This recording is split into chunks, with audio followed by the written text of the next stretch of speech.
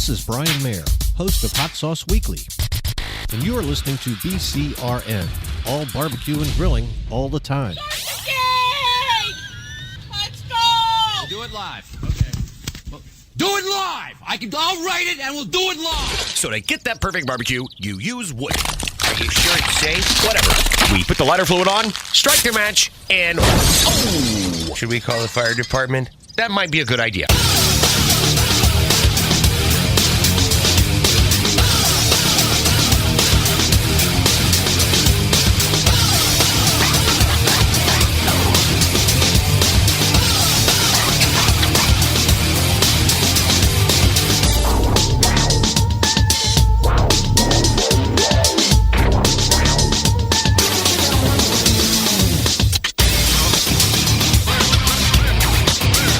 Good evening and welcome to the really big Barbecue Central show. This is the show that talks about all things important in the world of barbecue and grilling.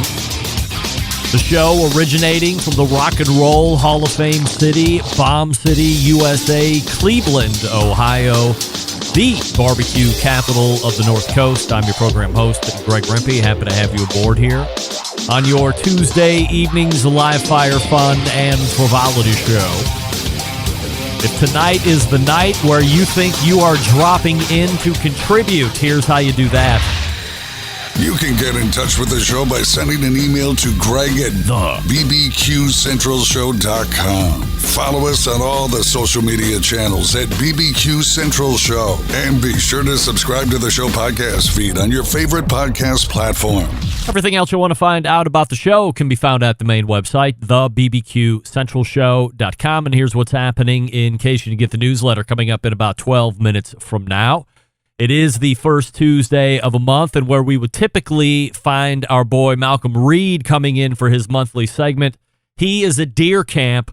But you know who's not at deer camp, or maybe a deer camp, but decided to run all the way back to How to Barbecue Right HQ and fill in?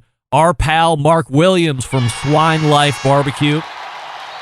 So tonight, Mark and I will talk about some turkey. We'll talk about some gift ideas because we are weeks away from the holiday. We'll talk about best types of cookers, a whole bunch of stuff.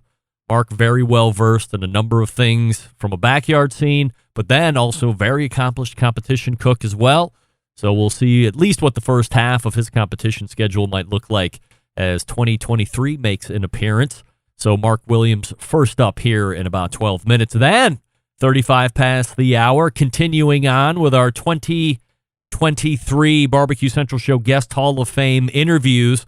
And while last week I hoped to have pushed 2 additional ones out of the way, last week's show, that didn't work. No, not going to get into that extensively, but I might touch on that. So Chris Lilly and Noah Glanville are getting pushed into this month. We're going to try and hammer those dates out and get those interviews done. However, somebody else that made it into the 2022 Barbecue Central Show Guest Hall of Fame is the pitmaster of a team back in the day called Warren County Pork Choppers, John Solberg's hill to die on. The guy that he made the case for most passionately, Donny Bray, returns to the show after, has it been 5 years or 6 years since the last time that he was on? But when Donny was competing, few were as good as he was. Few put together the run that he did for a 2-year span. In 2013, coming up just shy of Team of the Year and one of the most heated KCBS Team of the Year races we've ever seen. Harkens back to the 2009 when it was a 3-way race between Rod Gray, Darren Worth, and Steve Farron. That would be Pellet Envy, Iowa's Smokey D, and I Smell Smoke, coming down to the very last event in Arizona somewhere, I believe it was. Rod ended up winning that and winning Team of the Year that year in 2009. So Donny Bray very close in 2013, but said, you know what, I'm going to back that up and do it in 2014, and he did just that, won Team of the Year. So he's very accomplished, and he has, as I say, conspicuously faded away from competition barbecue. So we'll see what he's been up to the last handful of years, and if he's given any thought about dropping back into the competition scene after he's been off for so long. And that'll wrap the first hour. Then we'll move to the second hour because it is the first Tuesday of a month. And in that second hour, of course, we are talking with Sam, the cooking guy. Sam's been very busy. We have a lot of food to talk about. We have a lot of holiday items to discuss in advance. Much like with Mark, Sam will be giving you some of his great gift ideas, or at least the things that he's recommending to folks this year to buy and or to give their live fire and cooking loved ones. Make sure they're outfitted with the best wares here in 2022. And we'll talk about some of the other recent recipes that he's unveiled on his YouTube page. So if you're not following Sam over on YouTube, you want to head on over there and just search Sam the Cooking Guy and it'll come up. Just shy of 4 million YouTube subscribers at the moment. We may or may not touch on the fact that that ad has slowed a little bit. I don't know if there's been even 100,000 more followers since the last month that we've had him on. So interesting to talk about the happenings of YouTube and if he's seen a trend or a stymie, if you will, in the amount of new subscribers that they were getting. Because remember, over the last handful of years, he's been getting roughly 1 million a year, maybe a little bit more than that. So interesting to see what's happening there. So that's Sam the Cooking Guy. And then rounding out the show, coming out of the bullpen, is none other than the health and wellness guru, the official health and wellness guru of this show, a live fire backyard passionado. He is the creator of Earl's Cookout on Instagram, and my pal David McDowell joins the show once again. We are coming towards the end of the year, but we're weeks away. And what have we told you now for about a year? David has sponsored the show for about a year now. Don't wait until the new year turns and make that BS resolution to yourself that this new year is going to be the year I change everything about my health and everything about this and everything about that. Let's start now so we have some weeks under our belt. We have that habit formed. It takes 21 days to form a habit. And we'll talk all about that tonight, the program that he offers, the variations that he offers. So David McDowell from the Do Wellness program, davidleans.com/BBQ, that website, as we tell you about each and every week. So that's what's happening here on the show this evening. Mark Williams, Donny Bray, first hour, Sam, the cooking guy, and David McDowell in the second hour. Don't forget you can follow me socially, Instagram, Twitter, TikTok, Snapchat, at BBQ Central Show. We say good evening to those of you watching through our video streaming platforms this evening. You can watch us on Facebook and Twitch /BBQ Central Show. Also, you can take in the show via YouTube /RD Rempe. We also say good evening to those of you using the audio streaming platform Clubhouse. So if you'd rather hear us and not see us, Clubhouse is the way to do that. Both YouTube and Clubhouse also have interactive chats with all the other folks that are in. So let's start here this evening. And I have to run it back now 2 weeks to the last new live show because I was out last week. So this is coming off the heels of Thanksgiving. And maybe you saw this on social media that Thursday, or maybe you were one of the many that were posting about it on the Traeger groups across social media, where there were a large number of Traeger owners that were wondering why their cookers weren't connecting to the almighty cloud. Well, now we know why that is, because perhaps in one of the worst decisions in recent memory as it relates to IT, Traeger decided to move their servers on Thanksgiving Day.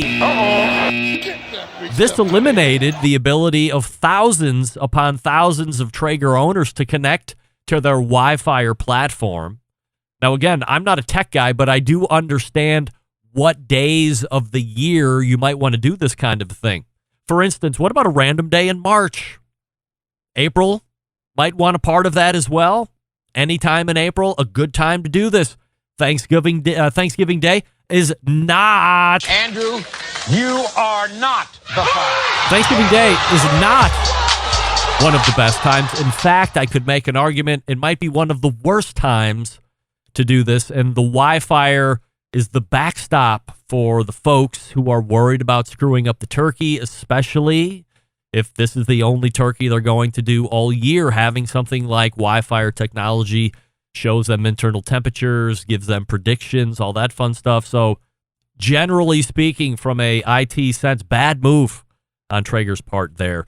Listener feedback from Dennis in Colorado on the last live show. Greg, another nice show. Simply riveting competition between the Pepper Cannon and the Black Rain. It was great seeing the guys back in full force for the Embedded Correspondence segment.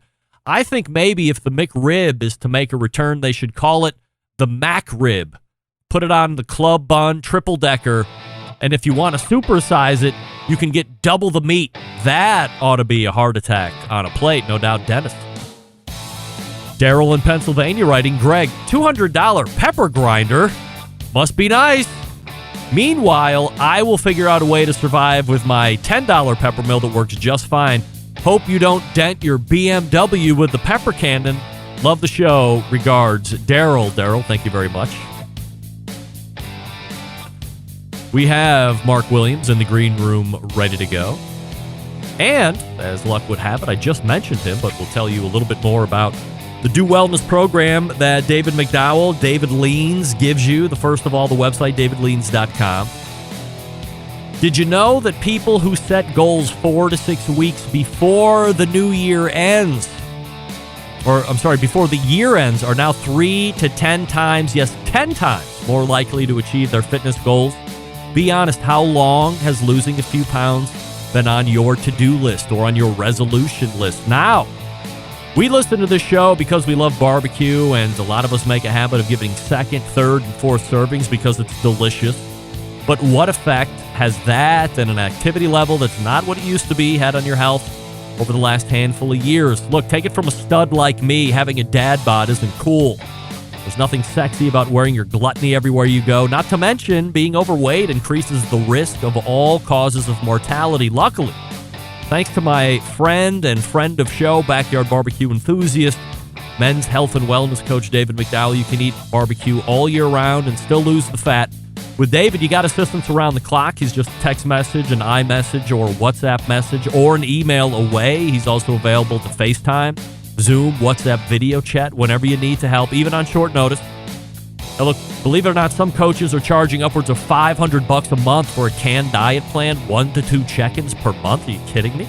Partnering with David allows you access to a resource who's effectively available 24/7. So here's what you do. You don't spend $500 or $400 a month. No. You finally lose all this stuff permanently by going to the website, davidleans.com/BBQ. That's davidleans.com/BBQ. And if you make the effort, if you put in the effort and you don't succeed in losing the fat, he will refund you 100% of your investment. No questions asked, so you have nothing to lose. davidleans.com/BBQ. That's davidleans.com/BBQ. And once again, David McDowell actually closes the show out tonight. We're back with Mark Williams right after this. Stick around. We'll be right back. You're listening to the Barbecue Central Show.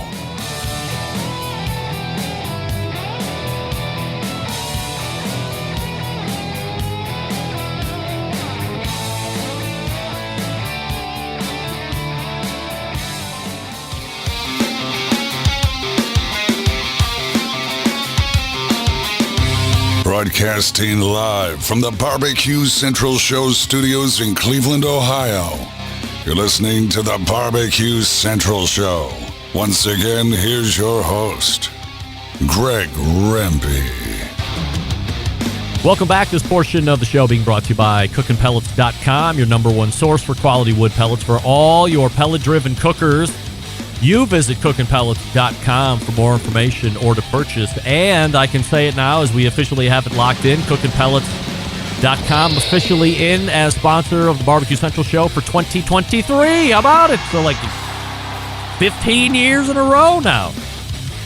Advertisers come on with this show and they stay on the show because they buy into the value it brings.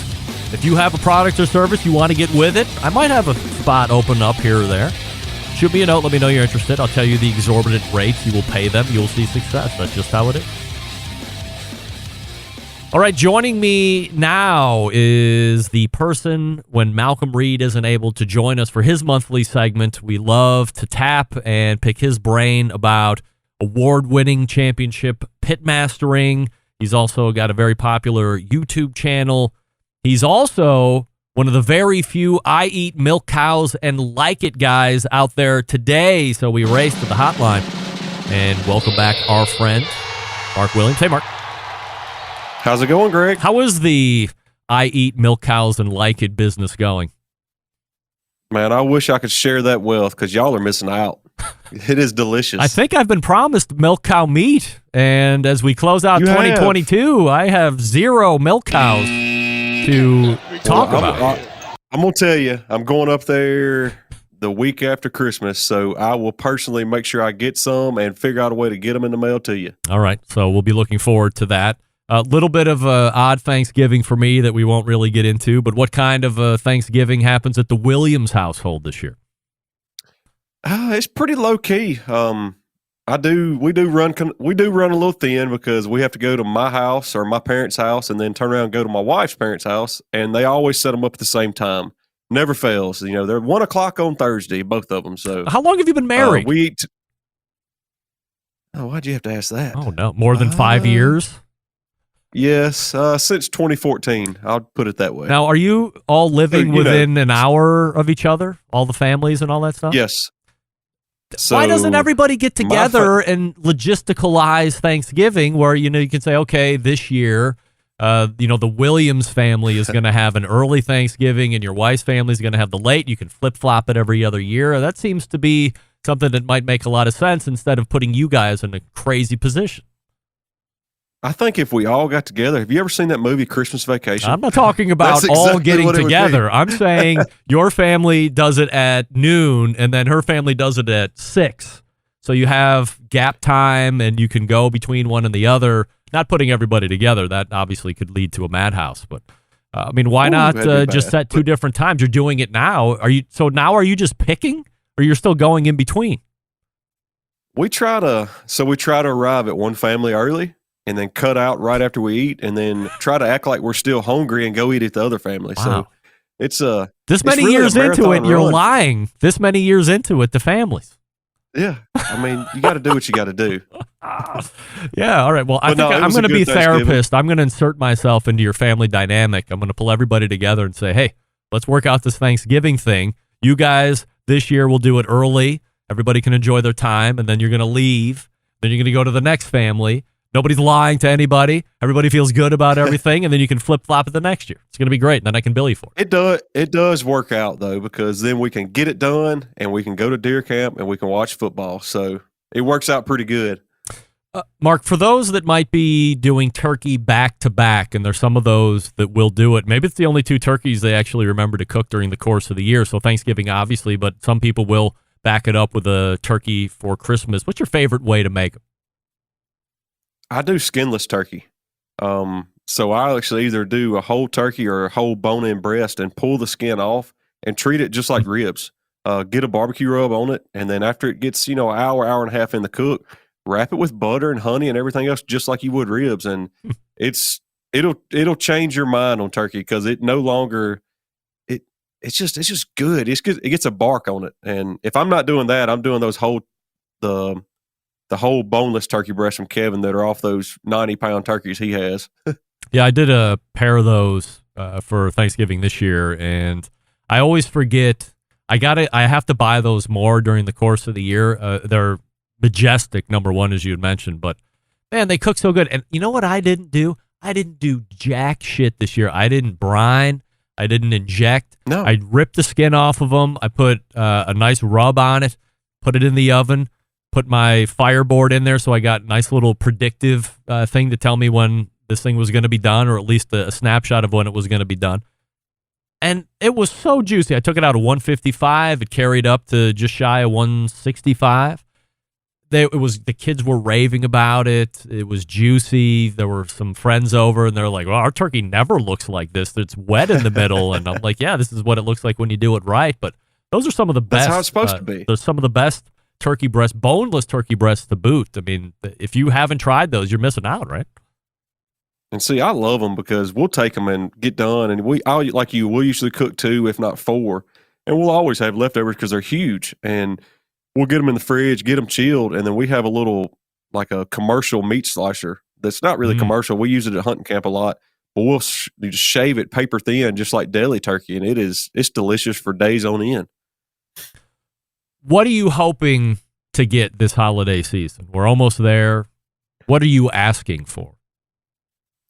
I'm pretty hard to Christmas shop for. I'm one of the guys or one of the people that when I see something I want, I just go get it. If I see it in October, my wife's like, wait till Christmas. Well, I don't want to wait 2 and 3 months. Like I want it now, but I have been eyeballing. I've recently got me a Brio fire pit and some of the cooking attachments for it, so that's on my list. And of course you never can have, too many cooking gadgets. I need a new thermal pen, so that's on the list and stuff like that. But other than that, I try to just get my Christmas shopping done year round for myself. And, anybody wants to throw me some underwear and socks at Christmas, we'll take it. So you have the YouTube channel. You're also working over at the How to Barbecue Right compound. So I would imagine you're approached frequently about, my husband, my wife's into barbecue and grilling, and I want to give them a special gift here. So what are you recommending as gifts for people to purchase? If you're going to buy a grill or anything like that, I highly recommend a pellet grill. If it's going to be something like that, because that's something the whole family can use. If they've already got a pellet grill, you always need a good thermometer. And I think that's one of the things that most people that are backyard cooks that aren't around it as much as some of us are, they always forget about a good thermometer. They'll get one at Walmart, and it's hit or miss what you're getting there. So, a good instant read thermometer is a game changer. No longer, you're not eating dry turkey anymore at Thanksgiving and Christmas. You're actually eating really good moist turkey. So it does make a huge difference. You touched on barbecue pits or pellet cookers here. If you don't mind, let's run the gamut of barbecue pits here in case people are on the lookout or on the purchase during this holiday season. All your opinion, of course. That's why we're asking. Best beginner barbecue pit. Pellet grill, hands down. Take the guesswork out of it, allow them to learn the recipe, and then move on from there. But start. I use my pellet grill every week, so it's not a slouch, and it don't let you. It keeps you from getting discouraged when you're starting to cook, starting to smoke ribs and stuff. You don't worry about the pit; you just cook the recipe. What about a best intermediate pit? If you get a pellet cooker, you're ready to graduate out of that. What's the next step?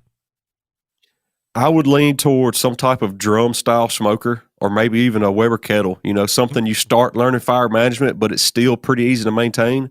You can always cheat and get you a guru or fan control and kind of start out that way. But the options are endless when it comes to these kettles and these drums.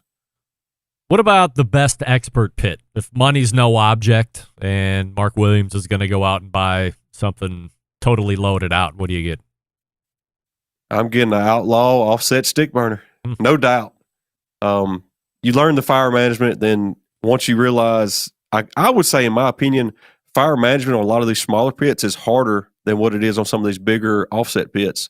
And once you get that fine-tuned, offset pits, it's nothing to it. It's as easy as a pellet grill now. When you talk about pellet cookers, what do you suggest? Which one do you like best? So I'm a Grilla guy. I've cooked on them for probably about 7 years. Yeah. It's one of these pits that it's not going to break the bank, but it's still a nice pit. And I've had one. I've had the same one since day one, and I just now retired it, and it's held up great. It's one of the things like a pellet grill, and you've seen it. You can spend $200 or you can spend $20,000. Like it's just like an offset pit. As much as you want to spend on it, you can. But I do think there's a happy medium. You get good quality anywhere from that $700 to $1,200 range, and Grilla falls right in the middle of it, and it's been good to us. What model Grilla do you have, or one that you just retired? I have a Silverback, and then I also have the little small tailgater, like Chimp model that legs fold up. It's real travel friendly, and I love them both. The Chimp is the one that when somebody comes and asks me, hey, I kind of want a pellet grill, but I don't know if I do, I just give them the Chimp. Here, take it. And honestly, I have not seen that pit in about 2 years. It's just been going from home to home to home, getting them hooked. So it's like the gateway drug for pellet grills. So I had mentioned in the open that you are a fairly prolific competition pitmaster as well. You've done a lot of winning here over the last handful of years. As you look into 2023 from a competition schedule, do you have even the first half of the year planned out, or are you not even there yet? We have a good bit of it planned. I'll break the news since Malcolm's not here, but I always cook with Malcolm at Memphis in May, and so I'm pretty sure all the applications went out, I guess, a couple of weeks ago, and we are paid up, and we are hopefully in. I guess we'll hear back, but we have a riverfront spot booked, and we are cooking hog this year, so it's time to get some hog practice in. So we're going to do a couple of hog MBN contests, and then, of course, I'm going to get in there and do some KCBS cooking first part of the year. I'm going to try to have about 5 under my belt by May. We're not going to hit it hard, but we're going to go to the ones we enjoy cooking. I don't know if you have the ins and outs of all this, but it was a number of months ago. There was a lot of shots fired between the parks recreation folks and the international festival there for Memphis in May, the political folks. You know, Tom Lee Park is costing this much to renovate, and the non-refundable deposits are going to be $8,000 for teams and vendors and all that. I had emailed the parks department. I did get a reply back to them that I read on the show. I had also reached out to Memphis in May a number of times, made contact with somebody who never, aside from a very crappy reply back to me that said nothing, but also said, stay tuned. But I'm still continuing to stay tuned months later. What happened with that? Did the deposit get rifled back down to normal, or where is that sitting? I haven't got just the full-on details. I do know that I think the deposit is backed off a lot. I don't know for sure, but I think it was between the $400 and $800 range, somewhere around there. It wasn't astronomical like I think we were told at the beginning, but I do know that, which it may have always been this way, so don't correct me if I'm wrong, but I think once you sign up, send your application in, there's no refund if you back out. So I may be a little incorrect on that, but I know Malcolm's got the details, but I know as soon as that email was sent, we filled it out, turned around, sent our application right back in, because I'm pretty certain they're cutting the team numbers way back this year. So we wanted to get on the books as soon as we can, and it's right in our backyard. I know it's going to cost more, and it's an expensive contest, and it's too close to home not to be up there on the riverbanks, swinging for the fences. What do you think the chances of winning this year are? Ooh. Well, cooking hog, we don't have near as many teams, so the chances are definitely better. But you never know. I mean, we've had years where we turned in shoulders or ribs that we didn't think were that great, and get a top 10 finish. And we've had years that we thought we hit every mark we possibly hit and get mid pack. It's such a crapshoot, and there's so much that goes into that, especially with your blind box and your own site. We're always very, very strong on on-site because, Malcolm can sell ice to Eskimo, so he does a great job on-site. But the blind boxes, that's what gets you there. And we struggle. I'd not say struggle, but the blind box is the hardest part of the contest because you have to literally sell that meat to them without even speaking to them, and it has to stand on its own. And that's some of these cooks out there that repeat finals. And, you look at, the Blues Hog guys, getting based on all them, that is what they did is outstanding. That's awesome. So it's definitely one of the contests that you kind of got to have the drive and want, but also you got to have a little luck too, Mark Williams joining us here on the show, pitmaster of Swine Life Barbecue. The website swinelifebbq.com. He's got some rubs there for sale as well if you're interested in checking that out. So as the year starts to draw to a close, Mark, what were some of your favorite trends of 2022, or ones that maybe they weren't your favorite, but they just stuck in your brain as being stupid or ridiculous? Well, one of the trends that I can't stand is the whole brisket and tallow thing. Like that kills me. You don't like putting tallow on your brisket? You don't do that? No, it's just, we've done it with prime rib just to see. And don't get me wrong, tallow's great. But, you watch some of these social media platforms and like the same guys telling you put, tallow on your brisket will tell you that a fat side up doesn't cook better than a fat side down. And you're literally doing the same thing. You're contradicting yourself right there. But what I will say with all this is since, I guess, 2020 and these platforms, TikTok, all these platforms, I love seeing all these people out there cooking. And it's only like, to me, that is awesome because the whole TikTok platform, I thought it was kind of dumb at first, but once I got into it and, really start paying attention, it gives so many people opportunity to get out there and show their recipes that aren't going to spend the time on YouTube or some of these bigger platforms. And I love that. That's amazing. So somebody that's trying to stay ahead of the curve, continue to pump out new content, do you see or do you want to make any predictions here as you make your last appearance here on the show for 2022 as a trendsetter or something that you think is really going to be taking off in 2023 we want to keep an eye on? I'm not the best with trends. I would say, honestly, I think it's just going to keep growing. I think the food side of things on social media, we're only at the tip of the iceberg of it. I think it's going to continue to grow, and I think you're going to see more and more of these people that are very talented that really kind of have been in the dark, and you're going to start seeing some very talented cooks come out of the woodwork. Here's mine. I believe that 2023, it's happening now, but there's no momentum of anything to really speak of. But I think 2023 is going to be full-sized electric grills becoming a real thing next year. You buy into that? I do. I could easily see that being a thing. It's just like the pellet grills. They've blown up, and it's just an easier method for people to get out and cook. And I don't see that ever being an issue. Yeah, it might not be the cup of tea for the pro guy that's cooking on offsets every week, but the more options consumers have, the more likely they are to get out and enjoy and cook for their families. I'd mentioned that you are a budding YouTube sensation towards 5,000 or 50,000 subscribers towards last check. What are you planning next year in 2023? Is it going to be a ridiculous amount of content generation, or do you have to be selective because of all the other stuff you have going on? I have to juggle my schedule pretty tight. It's one of them things. I do so much during the week with barbecue that it doesn't leave much time for me personally. So my goal next year is probably going to be around, averaging one big video a month, quality over quantity, and, probably do a couple of short forms like everybody else. Cause I've just recently started doing some of the YouTube shorts, and soon as that first short hit, it was like you seen automatic, your analytics started going up. And I definitely think the whole platform on YouTube is going to change next year, and you're going to see more of the short form content, and I think it's going to be better for the whole platform.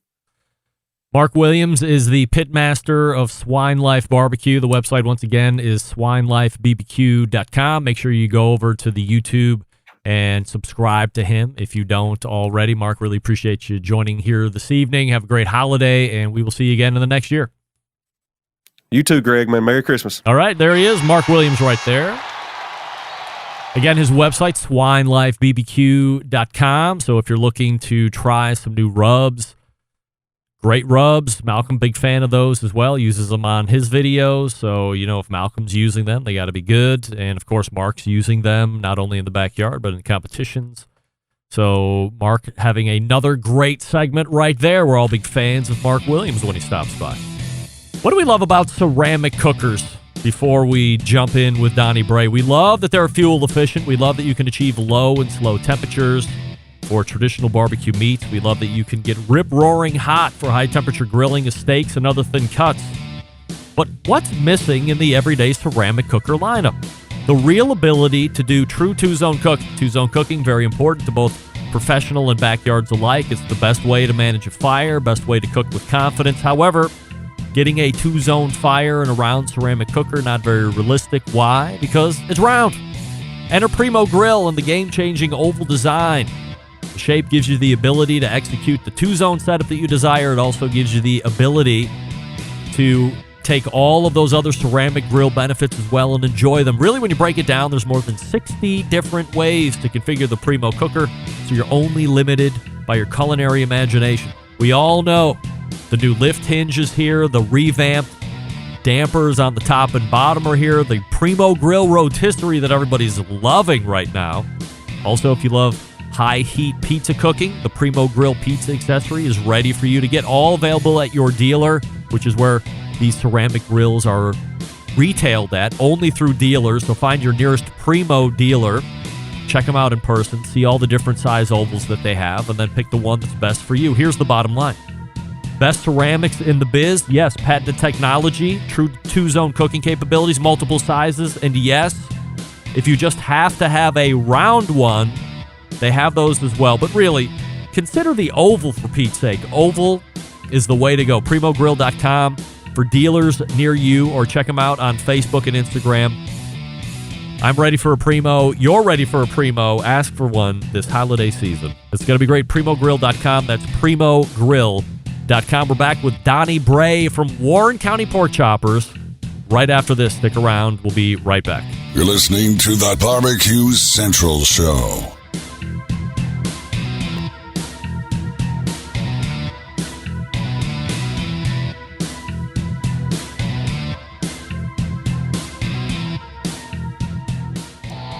Howard Stern, Jim Rome, Dan Patrick, and Greg Rampey. The Mountain Rushmore of talk show entertainment. Now, let's get back to the Barbecue Central Show. We thank Mark Williams for joining us last segment. This portion of the show being brought to you by Fireboard. Monitor up to 6 different temperatures simultaneously. Connect to Wi-Fi for cloud-based monitoring. Connect via Bluetooth as well. If you have Alexa or the Google Assistant in your home, you're in luck. Fireboard fully integrated with both. Find out more by visiting fireboard.com or call 816-945-2232. And don't forget about the Fireboard Spark, an instant read meat thermometer and one-channel Fireboard operator as well. They, too, are in for next year. Ted Conrad and the gang sponsoring the show once more. Hey, my next guest was one of the most dominant pitmasters and teams on the KCBS circuit for a handful of years, to include Team of the Year title in 2014, runner-up Team of the Year title in 2013. In 2022, he added Barbecue Central Show Guest Hall of Famer to the list of accomplishments that are wide and sweeping. Here to talk about the big honor and to play a little catch-up since our last visit is none other than the pitmaster of the Warren County Pork Choppers competition team, Donny Bray, joining me here on the show. Hey, Donny. Hey, how's it going? I am absolutely fabulous, Donny. Appreciate the fact that you are taking time out here this evening so we can get caught up. But before we do that, how shocked is a Donny Bray to hear from me again, and how much has your life changed learning that you have made it into the Barbecue Central Show's Guest Hall of Fame? Well, as far as I'm concerned, it's about top of the line for me. I mean, an old has-been like me, and then you dig me up and fire me up again. I love it, man. Donny, when I started running back through the archives of us and you as the team, I quickly realized that this was longer than just a few years ago. In fact, we're approaching the 10th year anniversary of your KCBS Team of the Year title, if you can believe it. So for the folks who don't go back that far or never got into the competition scene, can you give us a little background of how you were introduced to competitive barbecue and when you got started? Man, I guess, I actually started out and done my first contest was with the Memphis Barbecue Network. Started in barbecue. Actually, I bought a smoker from my great uncle, $500, and I actually done maybe 1 or 2 TV shows with it.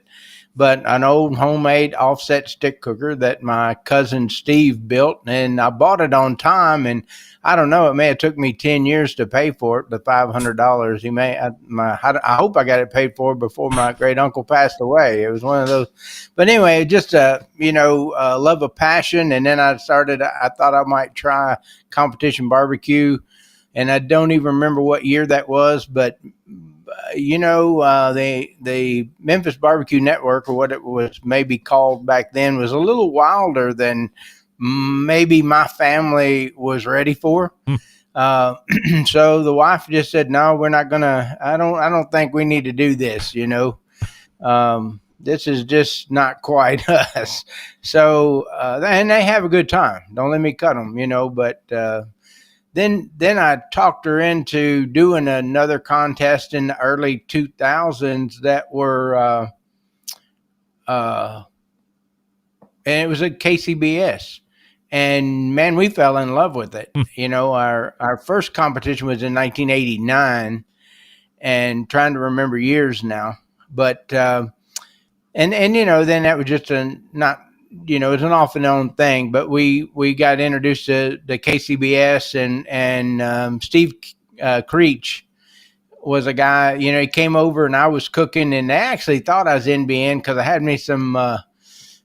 me some fence around my trailer, and I was set up like I was at Memphis in May. So they sort of heckled me a little bit, and I never forget the lady that was rep. She said, "Well, look, they're not even smart enough to come to the wards," and not the awards, to the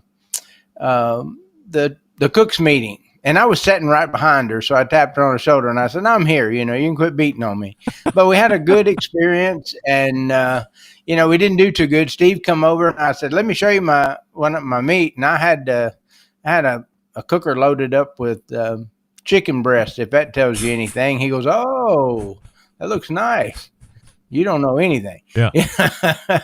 And, I knew how to cook, but I didn't know chicken, obviously, where I would been dabbling a little bit over there, was not in the criteria. So, but man, I tell you, it didn't take just a little bit, and we was hooked. The wife was sort of didn't like it that I'd shanghaied her to go to what she didn't know was going to be a competition cook, but we had a really good time after the rep hammered on us a little bit, and we met friends immediately, and right after that it was on. It's like I just got to figure out now what these people are looking for. So how quickly does it take you to dial in from when you go to a KCBS contest? You like the atmosphere, you're a competitive guy, obviously, but how long does it take you from that point to really start dialing it in to see the success? It was probably 4 years, maybe, something like that. And then I went, we did well enough that, there was a reason to go to the awards banquet out in Kansas City. And oh my God, again, another experience that I'll never forget. And I left there going, man, I'm going to do good. I'm coming back to this. The bartering for where they was giving away entry fees, how you buy coupons, and this is the game. It was like, man, this is the most awesome thing I'd ever done, and that really fueled me to say I'm coming back. And then I guess in about 2012 we come back and we had some numbers, and it was a pretty good journey, but really pretty fast also, to make it to the top that we did, ringing a bell, and 13 and 14. But 2012 is probably really where it started happening pretty big. But prior to that, I think the people, the friendship, the camaraderie, all of that just drove me. And then I'm a competitive person, and it's just, are you willing to put that much in it? And I just devoted everything except what it take to make a paycheck each week. So you get really good in 2012. In 2013, as I had mentioned in the open, your KCBS Team of the Year runner-up to Tim Grant and Boyd out there at True Bud Barbecue. Legendary battle all the way to the end. 2014, you come back, you win KCBS Team of the Year. 2015, you finish 18th overall, and then 2016, 41st, and 2017, 104th, and 2018, you're not even in the top 500. So it seems to have quickly tailed within 3 years of you guys winning it overall. Is it one of those things where, as I talk to other Team of the Year winners, they just seem to have been burnt out, or there's no real drive to want to do it again and again after they did it once? What was your mindset of how you tailed out of barbecue, or was that done by design? I think in 15, it was maybe you've lost that eye of the tiger. I feel that, the only way to be competitive is to do it every week. You're trying to get people to opinions to agree with one another. And I need last week to tell me what to do this week. So in 15, I was losing that. I was burnt out. I was losing it. And then you just, all of a sudden you're in a free fall, and it's like, well, I just don't know that I can go out there every week and do this again. And at the same time, I was getting lined up for what has been my best years of business. I'm an electrical contractor.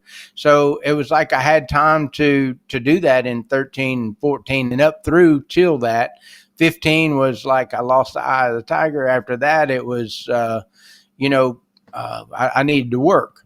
And I know right now, the only way when you go into competition, how much are you willing to put in to beat that man or woman beside you? And you're not going to go say, well, I worked real hard Wednesday and got my meat trimmed and I'm going to go whoop somebody. No, you're not going to do that. I think you need last week to win this week. And I think that you could take that off and on all the way through, and you set out a couple of weeks and you lose a little bit of edge. You can still cook, don't get me wrong, but you got to remember, what did you do that was pleasurable enough for them? You could, in 3 weeks, you could say, well, I did something weird. Just, I don't know, a couple years ago, I went and boy, I hadn't cooked very much, had a contest, won. And for some reason I was injecting my brisket, flipped it over and injected the other side. I never do that. Well, it was so salty you couldn't eat it. I ruined a $250 brisket and would consider myself, a really good brisket cook, but I made a mistake. I choked and I did something, and you'd think something as easy as cooking, you would think easy, you wouldn't make silly mistakes. So I'm going to say silly mistakes, burnout. And, I've had a good run with business here lately. So outside of business, has there been any other new hobbies or passions that you've taken up that have also been able to help fill that barbecue void? Oh yes, I love building cars. Prior to barbecue, and the way that this come about, I raced in the early '90s, and before social media, I drag raced with the publishing companies, Peterson Publishing, which was Hot Rod Magazine, Popular Hot Rodding, and the list goes on and on. Before we had this wonderful laptop where we could talk. And they put on a thing called the fastest street cars in America. Well, I got into that. I'd always been into cars, and this was the early 90s, and I chased that and won the championship about the same time frames of the barbecue. And about, we was coming back from a race, and my wife said, hey, I don't want to travel anymore. So we put that aside, and I cook barbecue every weekend no matter what. And then all of a sudden we got into the competition, and we rode it as hard as we could. And I think the competition level, I'd tell some of my racing buddies, that you turn loose a 1,500 horsepower car, and got to control it for 7 or 8 seconds. I've told them that I felt that much, that my legs would get just as weak turned in a chicken turned in. I got the same adrenaline from the barbecue, and neither one of them is out of my system at all. I was going to say, do you follow where competition barbecue is currently, or once you're out of it, are you not really following it that much? I follow the people that I keep up with, not so much, as the point system. But yeah, I keep in as much as I can. Do you think you could step right back into it and still be as successful as you had to, or has too much changed from when you left it to really be able to just step back in and be a house of fire again? I don't. I think I'd be contradicting what I just said if I said I could step right in and just go to taking names. I think a few contests in, I know that what I've dabbled with it lately, I've had success with calls, but to be consistent, I think that would just take some time. Excuse me. Yep. One of the things that I'm going to do and I'm signed up to do, and not necessarily for that reason to see if anything's changed, but I cook with Old Hickories. And I do have Jambo, and I've had a Jambo for quite some time. I only cooked one contest. I went down to Florida and cooked, I think, Lakeland with it several years ago. But I'm going to go to a class myself. I'm going to go to Travis's class because I'm good friends with him and love hanging out with him. And that's in February. And maybe get more tuned up on the Jambo. I love my old hickory and probably would cook with that, but I wanted to get back involved so much. I thought, to answer your question, maybe there is something that's out there that I've need to pick up on faster. I really think that so much of the flavor profiles I got to sit in on in the judging tent, the King of the Smokers. I participated a couple years, and then after I got out in 2015, or not really got out, but was not competing enough to stay in the ranks to be worthy of cooking King of the Smoker, I got to sit in a tent and do a little tasting. And I did that for one. I was not a judge. I am a certified judge, but I just wanted to see the flavor profiles. And it happened to be that, they wouldn't let us get in certain places. They wouldn't let us do this. And it was, I feel that it was done in a very tasteful manner. I could only taste if there was leftovers to taste, but what I did taste, and nothing blew me away. All good food, no doubt, but it's the same thing that I feel like that I won Team of the Year off of, and that's putting a pleasant profile out there that has nothing really distinctive that somebody could knock. You could put whatever, jelly on it, and somebody might not like jelly. It has to be middle of the road, but cooked perfectly. And that's what I seen all of those highly educated people in our cooking world put out the product that I felt like I won Team of the Year with. So I don't know. There's going to be different flavor profiles, but I don't know if the world really truly ever gets burnt out on Blues Hog or not.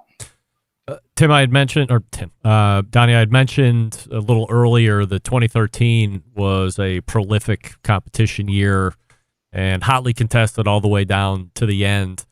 We get new listeners all the time. As I said, there's probably some folks that maybe have listened for a couple of years. Maybe they're not that much into the competition scene, but this was one of the ones that I would compare to a 2009 Darren Worth, Rod Gray, Steve Farron type run where it came down to the end. You were part of it. You were 50% of that race. What do you remember about that year, and specifically, what do you remember about that last contest? The last contest where a make or break was in two of them really sticks out. One was down in Florida at Lakeland, or one of those, which would have been late in the season, November or so, and that's where I tied Tim. And I actually had a cook team cooking with me that's still a good friend of mine, but they was cooking to try to learn. And he said, "Can I cook a contest with you?"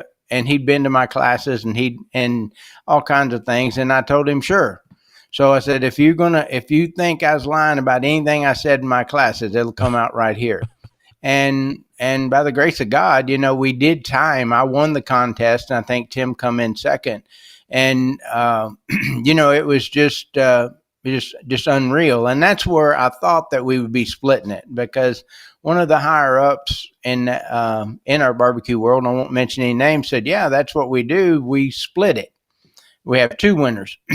And I guess she was maybe talking about something that had happened in 2009, or maybe something even with Mike from Lotta Bull. And, there have been 2 or 3 really good chases throughout the years.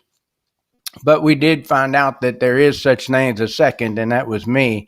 But we tied him, and then it's like, I fought to get in so many big competitions. This was back when, you still had 50 teams or more, got the bonus points.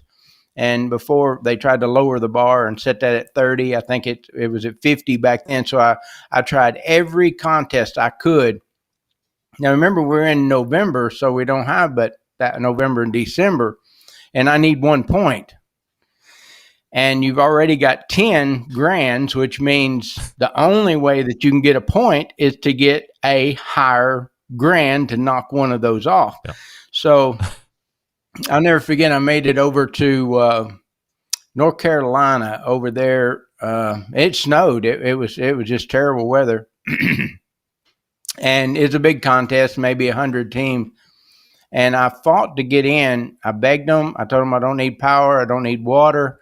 Set me out a block away. I really don't care. Give me a chance, please. I need points. So I'm begging. And the reps, when it was all over, I got second place. And they come to me, and the lady, she hugged me, and she said, "I'm so glad you got second place and you got what you wanted." I said, "Ma'am, I didn't get anything." And she said, "What?" She didn't even really understand the point system. And I said, "I had to win this contest to get 1 point."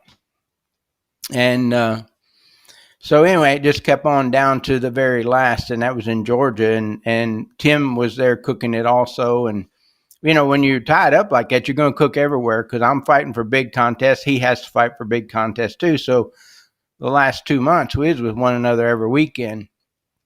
And that last one in Georgia, all he had to do was show up to win, and I had to win the contest to win Team of the Year. And I choked so bad. It was, you know, I guess I made rookie mistakes that I probably wouldn't have made the first time I ever fired up a smoker. But, you know, that's pressure. Everybody come up. Are you going to do it? Are you going to do it? Yeah, hell yeah, I'm going to do it. And, you know, no, I didn't do it. Yeah. And you know, it's cool. You know, it is what it is. You know, if anybody could do better, give it a whirl. But I'm going to tell you, it's the best time of my life. I met the best people of my life, and I enjoyed that fierce competition more than anything that I ever have.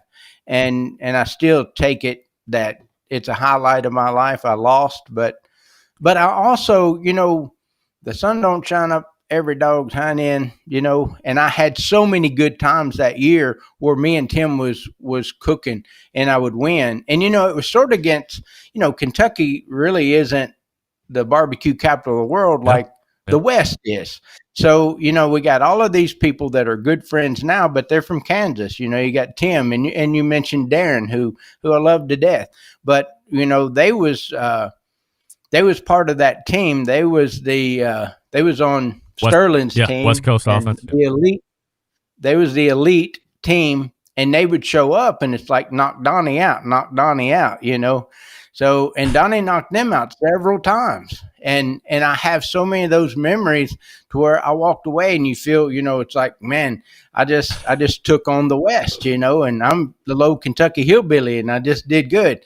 Maybe I used all of those up before that last contest. If I'd had a couple of them that I didn't have to brag on, maybe I could have, but, you know, it just wasn't meant to be. But I think it made me a better cook because I feel like in 2014, it was very pleasurable because I had a lot of success that was brought to me by all the hard, wet sweat and tears that I put into 13. So it's all good. You know, it's memories that you know, it was something to watch. Every week people get on to see, you know, who won, who got a point, who people probably that never thought about the point system learned more that year than they had in prior years. And man, I feel blessed to have a shot at it like that. We're talking with Donny Bray. Donny, really appreciate the time here this evening, playing catch up, reliving some of those great stories. I remember having you and Tim on a lot, 2013, 2014, because you guys were doing a lot of winning over those handful of years. And just great to be able to introduce you to a bunch of the new folks that might just be getting into competition. I'm a big believer in knowing what the history has been like, so you have a full scope of where this thing's evolving into, and you're certainly a big part of that. And we say congratulations, of course, for getting it into the 2022 Barbecue Central Show's Guest Hall of Fame. If you ever get back on that trail, I'd love for you to come back on the show and start to recap some of those events so we can compare and contrast of, you know, what the second generation of Warren County pork choppers is like. But I thank you for your time and continued success in whatever you do. Oh, thank you so much. I'm very honored to be a part of the Hall of Fame. It's my only Hall of Fame and probably my only shot at anything, so you made my day. Thanks, Donny. There he is, Donny Bray right there. Again, the team name, Warren County Pork Choppers, and 2013 runner-up on Team of the Year, and then turned it around in 2014 and got KCBS Team of the Year right there. So great stories, great anecdotes, great look back. Certainly appreciate that.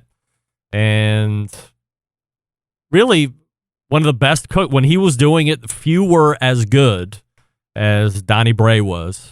True Bud was in that time frame as well.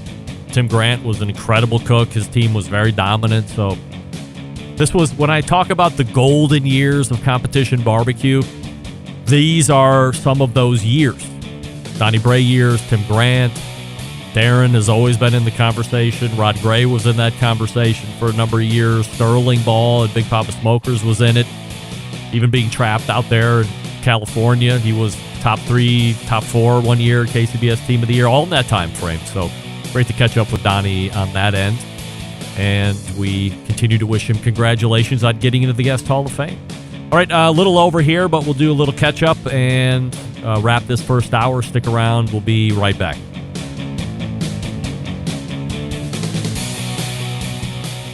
Continuing to produce incredibly mediocre content in an exceptionally professional way. You're listening and watching the Barbecue Central Show. Once again, here's your host, Greg Rempe. All right, welcome back. We thank Donny Bray once again from Warren County Pork Choppers, former KCBS Team of the Year and former KCBS Runner-Up Team of the Year, 2014, 2013, respectively. And a great look back and a great catch-up. Now he's into cars. Always been into cars. So it was like cars, then barbecue. Started out in MBN. Transitioned into KCBS. Owned it. Got back into cars again. There you go. We may or may not see him on the competition scene in the future. Sounds like we might. Taking a class from Travis Clark. So we'll keep in touch with Donny and see how it goes. We are pointing to the second hour. Refresh libations. We'll be right back. You're listening and watching the Barbecue Central Show right here on the Barbecue Central Network.